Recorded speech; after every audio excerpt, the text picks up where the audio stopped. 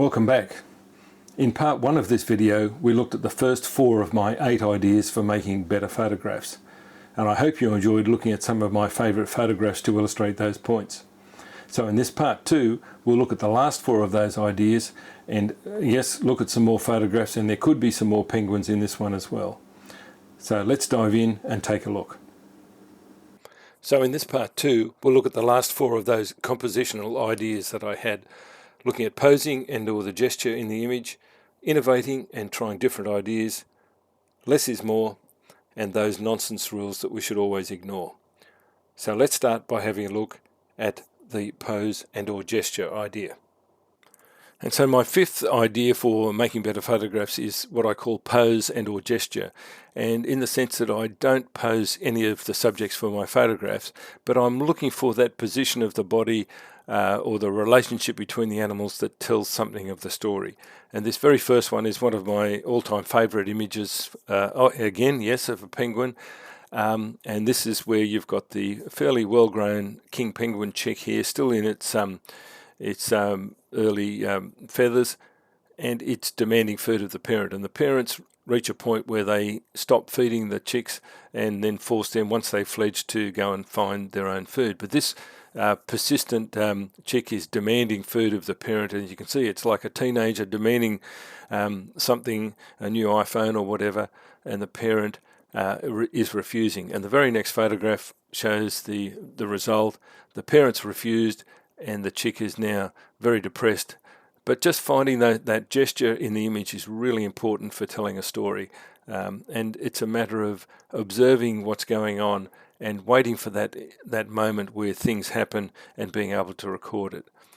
And this next photograph was taken at a temple in Bhutan, and I was watching these 2 monks who are actually sweeping the ground here, and they were from time to time moving in a synchronized manner and other times not. And I just watched them for a little while, and I just waited for the moment where they were both bent over and it looked as though they were both bowing to each other. But you can see the brooms they're holding in their hand and a little bit of the background. But again, waiting for that moment where there was that pose or gesture that tells something of the story.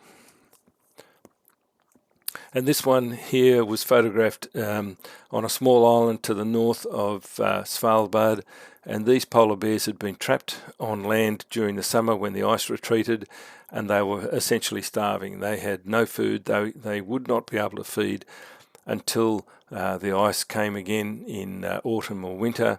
And I have other photographs of these 2. It's a parent with a cub, and she actually had 2 cubs, and they were all pretty skinny, and it was really depressing to see that. But at one point the mother just lay there, and one of the cubs just lay on her, and it just, to me, told the story of them desperately waiting for the time when the ice would come back and there would be food to have.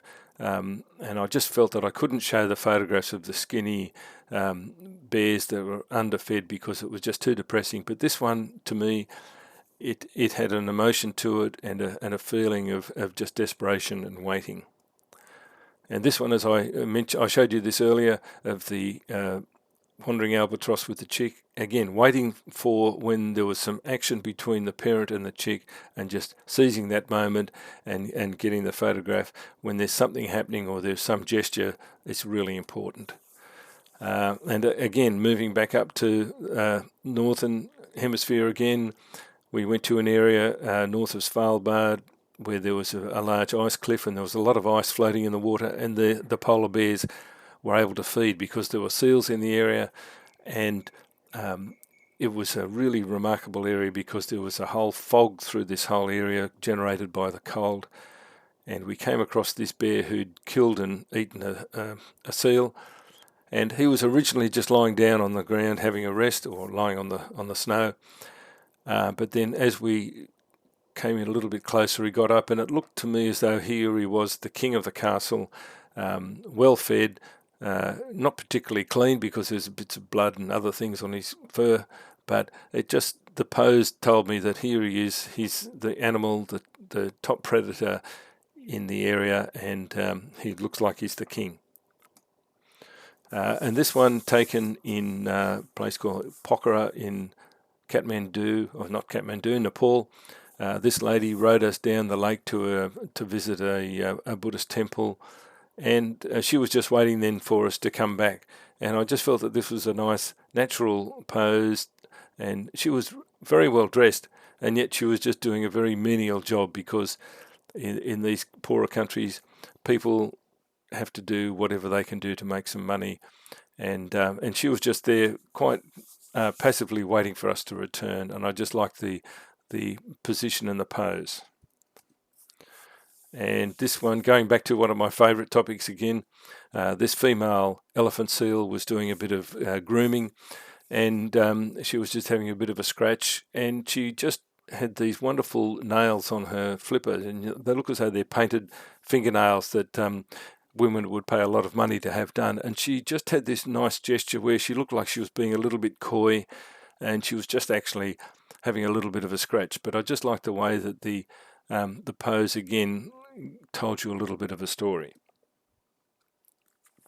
And yes, another penguin. I know you're probably sick of penguins by now, but this is a chinstrap penguin, and he was wandering down from the rookery to go to the water's edge, and he just stood there, and he just adopted this pose where he was having a bit of a look at us, and I just felt as though here was this animal. He feels quite superior and had that military sort of stance about him, and hence, the name chinstrap, because of that little line of black feathers around under his neck, and he just looked very regal and very imposing in that pose.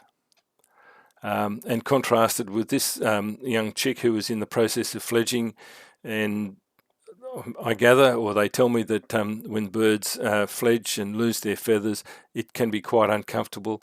And this one here is in the process, and he looks really cranky, and he reminded me of just a very angsty teenager, really not happy at all. And I just zoomed in and framed him tightly, and just felt that this was the pose, told you all about him being not happy and having to sit through this fledging process. And moving on to my sixth idea for improving photographs, and that is to innovate or be different. Don't just follow what other people do. Try different ideas, do different things. And the hardest part, of course, is coming up with ideas. But here's a few ideas. This is obviously not a single photograph, it's a composite image. But here I'm telling the story about how as you go through life, you meet people who will say lovely things to your face and say other things behind your back. And so I came up with this idea of creating this the evil person behind the facade, and was able to convince one of my family to act as the model. And again, it was the idea and putting it into practice, creating something a little bit different. And again, having a little bit of fun. This photograph was of a mangrove tree isolated up on Cape Tribulation in the Daintree area of northern Queensland, and I'd also photographed this lionfish in the aquarium in Cairns, and I thought, well, that tree needs something to go with it, so I put the fish in the sky, and it looked as though it was going to eat the tree.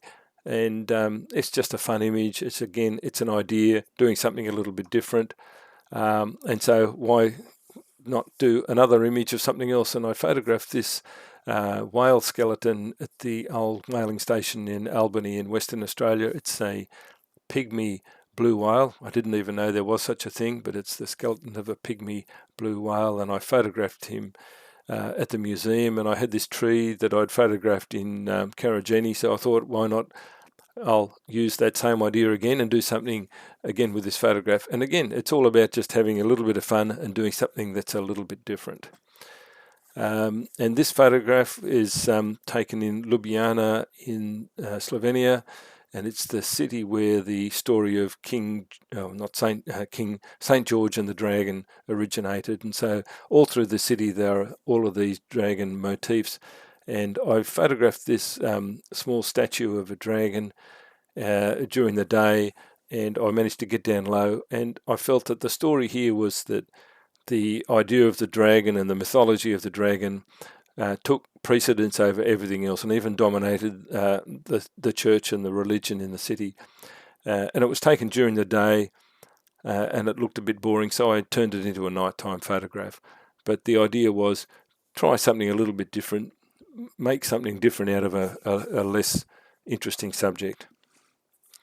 And this is a famous figure from Iceland. It's a troll type figure photographed. He's about 2 meters tall, so quite an imposing stone structure. And the sky behind it was one of those days in Iceland where the weather's pretty volatile.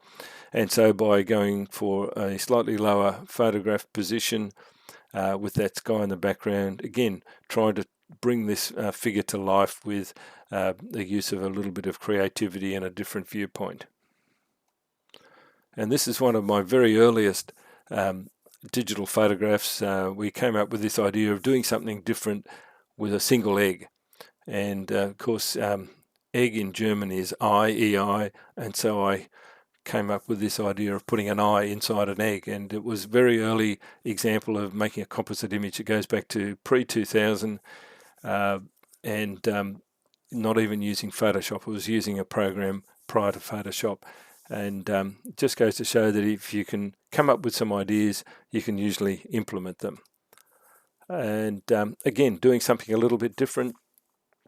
In Sydney, every Australia Day on the 26th of January, they have a wheelchair race around the rocks around the harbour, and it's a very popular photographic subject.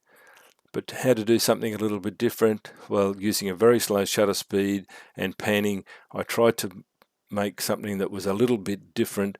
It's sort of a blend of man and machine, and to create something with a little bit of a different idea. So again, try to innovate and be different. And this is another one of my photographs from that series where I called it Impossible Architecture or Impossible Engineering. This is the bridge in Budapest, the Charles Bridge, and I photographed this with a fisheye lens, and then I flipped and blended the image to make this impossible thing that just draws your eye around through all the structure, and it's impossible for you to make sense of. Again, it was an idea I had, and I've made a whole series of photographs on this idea. And this particular idea was based around the thoughts about the creatures that exist in the forest, the goblins, the elves, and the trolls, and those sort of a thing. And I photographed these all in the Tasmanian rainforest. And the figure here, all I've done is change the colour of part of the image. So all of these lines and shapes were in the photograph, and all I've done is shown this figure emerging from the floor of the forest. Again, it was an idea, and I made a whole series on those as well. And again, taking a very bland, old, disused farm building somewhere in the Blue Mountains area of New South Wales, turning it into a nighttime type photograph and adding a few birds for good measure, create something a little bit different.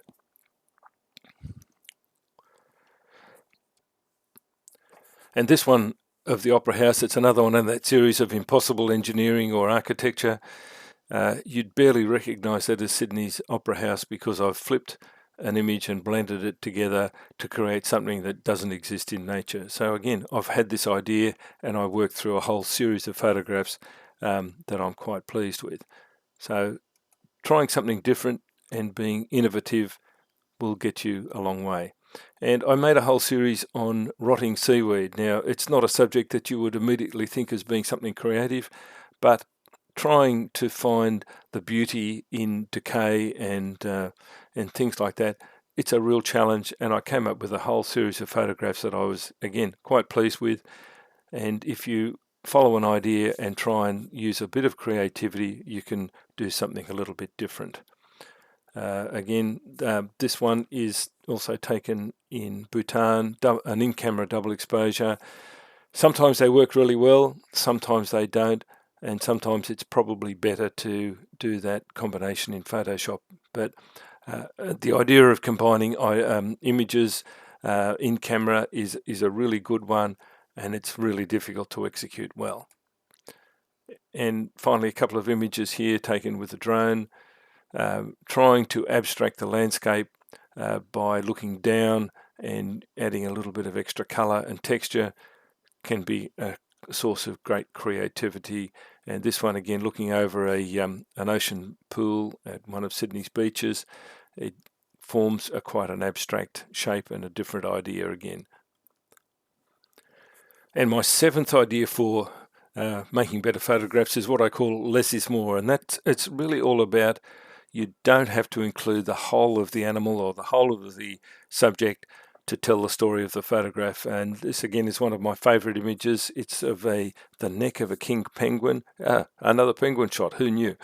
But again, you don't need to show the whole animal to tell the story and to make something creative and interesting. Same story here. This is a giant petrel, which is a scavenger bird. You can see that rather nasty looking hooked beak and that evil eye that tells you that it's just there waiting for some unfortunate chick to be left behind or an opportunity to scavenge. And again, I haven't shown the whole bird, but that face and that eye tells you the story. Same thing here with my other favourite subject, the elephant seal. And you can see this poor old chap, he's battle scarred from fighting his way to be the king of the pile for a mating season. And often the male elephant seals only last one season because the amount of fighting and battles they have to go through to become the dominant male just about kills them. And then they have to mate with all the females. And by the end of the season, they're just about done in. But this one, again, you don't have to see the whole animal. You get the sense of what's going on.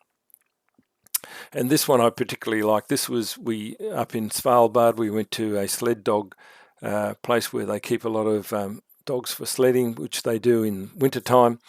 And a lot of the dogs were very keen, jumping around and carrying on. And this one was just lying there watching us. And it had the most beautiful blue eyes.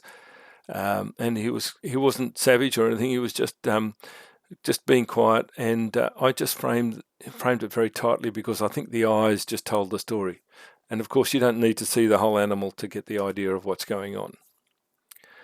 And this was photographed in a Buddhist temple in either Bhutan or up in northern India. And we went to a ceremony at one of these temples. And if you've ever seen a Buddhist ceremony, there's a lot of bell ringing and a lot of chanting of particular texts and so forth. And we had to be very quiet inside this temple. And I just used my longer lens to focus in on one of the monks that was just holding the bell. And I thought that just told the story of what goes on in these ceremonies. And also making a portrait of someone. This one, I was trying to get the idea of the forest nymph, or the figure in the forest, and I just had my subject hide partially behind a tree. And again, you don't need to see the whole thing to see the idea behind the image. And this, in Australia, many people would know that we have a very small alpine area where we have a particular type of eucalypt tree called a snow gum that grows there, and during winter their bark changes colour and you get these most glorious colours in the bark. And what I've done here is I've just zoomed in tightly on a small section of the tree where there's been a bend in the trunk or the branch, and it looks as though it's a piece of fabric being folded. And again, you don't need to photograph the whole tree. You can tell the story with just a small part of the image. And my eighth idea or point about improving your images is to ignore all those nonsense compositional rules that you hear about. And if you've ever been a member of a camera club, you will have come across a lot of these stupid ideas that people portray as being rules to follow in your photographs. And of course, they're complete nonsense because it ignores the story in the photograph. And with this one, they say you should never have people walking out of your photograph, or you should always show the face of people, but that's not the story. This is a temple or a stupa in Tibet, and one of the things that people do, the pilgrims go there, and part of the pilgrimage is to walk around the stupa a certain number of times. I think it might be 7 or 9 times, I can't remember. But these two elderly ladies were performing this pilgrimage, and of course it's being a very solemn and religious event for them, so it would be totally intrusive to stick your camera in their face while they're doing this. But the story was about performing this pilgrimage and the story of walking around the stupa. So stupid compositional rules mean nothing. And of course, the other one of these other silly rules is never put the central element of your photograph in the middle. Well, sometimes it is. The important thing needs to be in the middle. This was another one of those series of photographs up in north in the ice north of Svalbard, where the polar bears had been interacting. And my story here was about when you look in every direction, this is what you see. It's just this ice, and it's like a desert but made of ice. And here's this polar bear. This is his environment. They're a genuine marine mammal. This is their natural environment, and I just wanted to show the scale and the isolation of trying to find polar bears in the ice. But the subject needed to be in the middle because that's the story. And this photograph where I've got the old wreck DC3 in Iceland. It's in this lava field. It's isolated. When we were there, you used to be able to go up and approach it on your own, but I think now you have to go on a little tour bus or something. But I photographed this with a fisheye lens just to do something different, and then I used the lens correction feature in Lightroom to bring it back into, or to remove the fisheye distortion, and I came up with something that to me, it looks like the skeleton of a long dead dinosaur or something like that, and it's facing out of the image. But that, to me, is the whole point of the photograph. So, again, just ignore all those silly so-called compositional rules.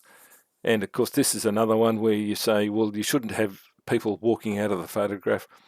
But this isn't about the person in the photograph. They're just merely there for scale. This was photographed in Cuzco in Peru, the old Inca capital. And everywhere through the city are the ruins of these old Inca walls, and you can see the beauty of the Inca stonework. And the photograph was actually all about this stone here, the famous 12-sided stone. There's actually 12 different edges here, and I looked closely at these because, I'd read about these famous Inca stonework, and literally you cannot get a credit card between the joints in these stones. It's beautifully made. And I wanted to photograph this. It's actually scanned from a slide. This was taken before we had digital cameras, and the figure walking out of the frame is purely there to give a sense of scale. And of course they say, don't put writing or signage in photographs because people just read that. This is a composite image of this old wrecked custom line car in a place down in the southern New South Wales where there's incredible old car graveyard, and I wanted to tell the story of the old cars, and so I put the name badge had been partially broken off, and so I just made a composite image, but I think it adds to the story. And again, about putting words and signs in here. This was at the Sled Dog place. Some of the dogs had these kennels, and this guy was the boss, and his name is the captain. And so the story was that here's this superior dog. He's in charge of everything. He's got his own little kennel with his name on it. And another one of these silly rules is you should never have even numbers of things in your photograph. Well, of course, that's complete rubbish.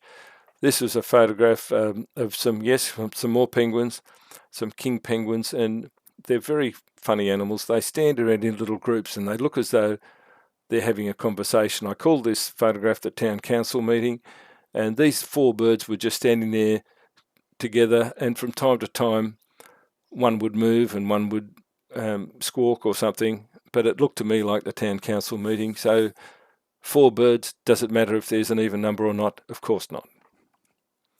And the same thing here with this lion cub in Africa, 2 subjects, but it's the mother and the cub. That's the story. And so putting 3 or an odd number in would be totally irrelevant. It doesn't form part of the story. And again, two boats. This is the old whaling station in Grytviken on South Georgia Island. So another fantastic location. But it tells the story of how man has just abandoned everything and walked away when the whaling industry ceased in the mid-1960s, and these boats were just left there. And again, there's two boats together. That's the story. And abstractions, I love making abstract images. This is the outside of the concert hall building in Reykjavik in Iceland. And I've used two different shapes here. It's a single photograph, it's not a composite. And it would probably break a lot of compositional rules. But does it matter? No, it's an abstract image. Another one of these so-called rules is never put the horizon through the middle of the image. Well, in some instances it works. You can be the judge of whether this works or not. This was taken in southern Argentina, in looking up at the Andes at Mount Fitzroy, and I used the reflection in the lake to create an image. Whether you like it or not, that's up to you. And again, photographing moving water there's that old argument about how much movement should you show in the water. In this photograph, I made two images, one with a faster shutter speed and one with a slower shutter speed. I've blended the two together, so I've frozen the moment with the moving water, but then I've also shown the motion of the water with the blurred image. So I've broken some compositional rules by putting two different types of movement in the image, but does it matter? No, not at all. And that's all I've got to show you. I hope there's been some interesting images there. I'd like to hear some feedback from you. Please put some comments on. And thanks for watching. And I look forward to seeing you again soon.